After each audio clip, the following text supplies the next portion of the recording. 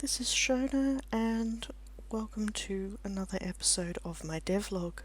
It's been a month since the last episode, and a lot of that is because I have been in not a very good place, both mentally and in terms of where I am with the game.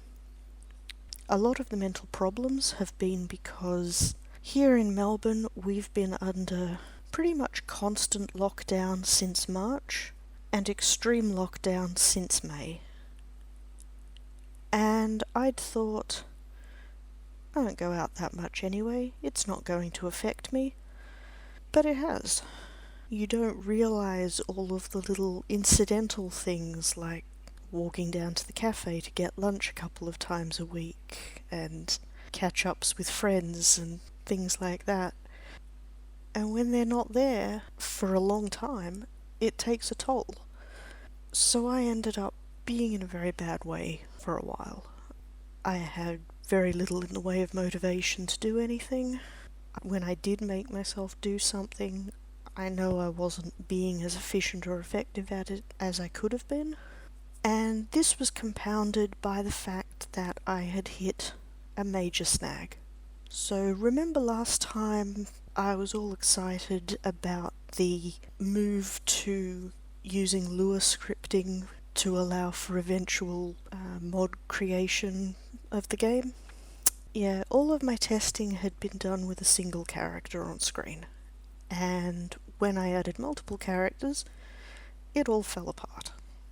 The worst part of it was that it's a bit of a black box. Unity generally gives pretty good debugging information when it runs into a problem, telling you exactly where in your scripts the problem's occurring. When the problem is happening in your Lua script, it says, Lua has a problem.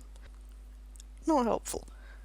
The Moonsharp interpreter, which is what's used to let Lua and Unity talk to each other, has a debugger.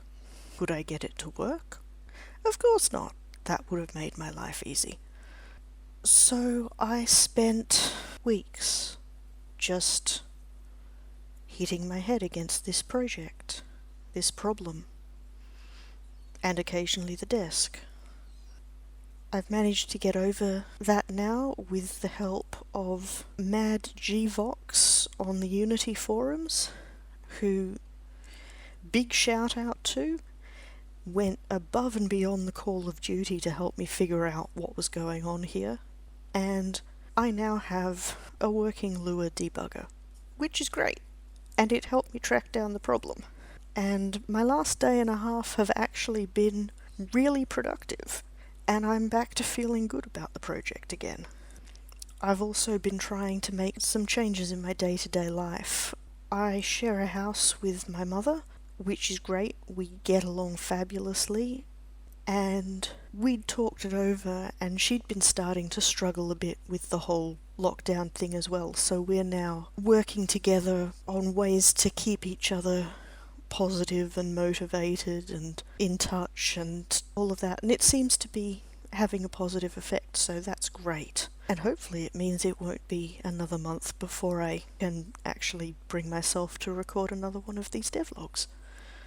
So I think I'm going to wrap this one up here. In my next log, I'll be back to showing you some progress, now that I'm back to actually making some progress.